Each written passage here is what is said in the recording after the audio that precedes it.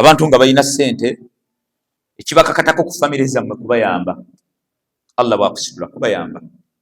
Ate mwe abatalina ekikakatako okuyunga baganda baabayina kubasabira, musabire, temukolima.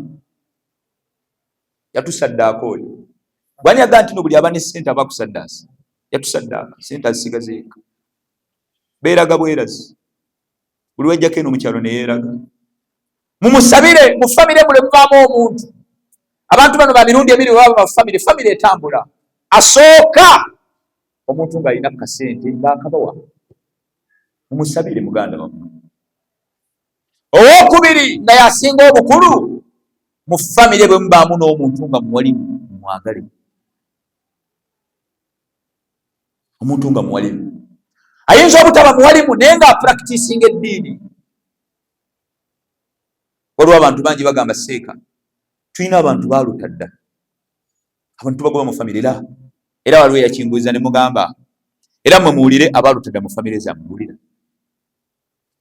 Abantu abo abaaluta dda, ekisooka kansooke mbabuuza ekibuuzo, bwe bava mu busiraamu kibajjako okuba nti bakyali baganda bammwe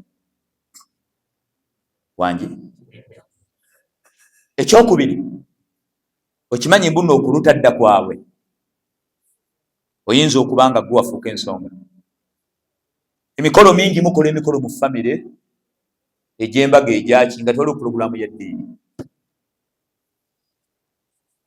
Temutaddewo pulogulaamu, mukuŋŋaana emikolo gy'embaga, emikolo gyaki. Waliwo abantu abanafu naye buli senga mukola omukolo nemusala amagezi tulete baseka babuulireko. Ekirala kitammwe kennyini abaana abo bogamba baalutadda baasomera mu masomero agatali ga basiraamu n'ennyani.